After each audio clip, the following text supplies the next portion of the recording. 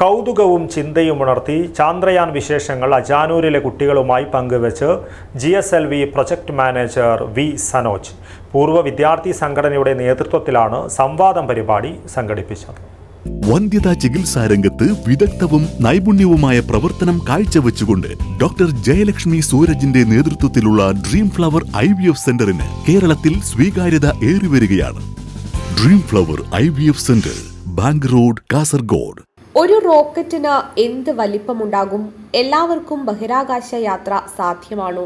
ISROയിൽ ജോലി കിട്ടാൻ എന്ത് പഠിക്കണം? കുഞ്ഞു മനസ്സിലെ വലിയ ചോദ്യങ്ങൾക്ക് തന്റെ അനുഭവങ്ങളുടെ സാക്ഷ്യത്തിൽ മറുപടി നൽകി ISRO ജീവനക്കാരനും GSLV മാർക്ക് 3 പ്രൊജക്ട് മാനേജറുമായ വി സനോജ്.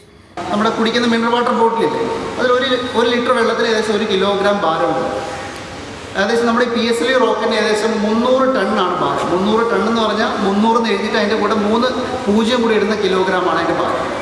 അപ്പോൾ ആലോചിച്ചൊക്കെ ആ റോക്കറ്റിൻ്റെ ഭാരം എത്രയുണ്ട്. അപ്പം ഇത്രയും വലിയ സാധനം നമുക്ക് ഒറ്റയടിക്ക് നമ്മൾ എന്താ പറയുക, നമ്മൾ പിന്നെ പുട്ടുണ്ടാക്കുന്നവർ ഉണ്ടാക്കിയെടുക്കാൻ പറ്റുമോ? ഇല്ല.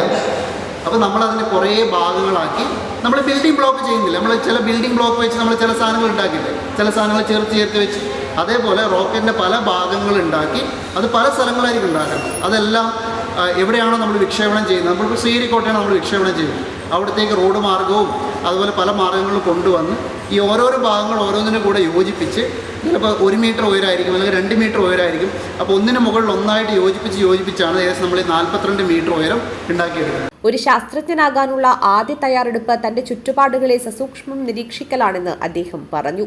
നല്ല ചോദ്യങ്ങൾ ചോദിക്കാൻ കുട്ടികളെ പ്രാപ്തരാക്കുക എന്നുള്ളതാണ് അധ്യാപകരുടെയും രക്ഷിതാക്കളുടെയും ഉത്തരവാദിത്തം.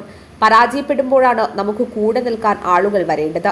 കാരണം ഇന്നലെ വിജയിച്ചവരും നാളെ വീണ്ടും വിജയിക്കേണ്ടവരാണെന്നും അദ്ദേഹം പറഞ്ഞു. പൂർവ്വവിദ്യാർത്ഥി സംഘടന ഒരുക്കിയ സംവാദത്തിൽ പ്രധാനാധ്യാപകൻ വി മോഹനൻ അധ്യക്ഷനായി. പൂർവ്വവിദ്യാർത്ഥി സംഘടനാ president Noushad Kuthikkal, treasurer A Hameed Haji, PTA president Jafar Palayi, SMC chairman Shafeeq Avikkal, പൂർവ്വവിദ്യാർത്ഥി സംഘടനാ vice president K Manikandan, KG Sajeevan, P Naneesha, senior അധ്യാപിക C Sulekha, staff secretary K Sajitha, P Dhanya, P Praseetha എന്നിവർ സംസാരിച്ചു. News bureau, Kanhangad.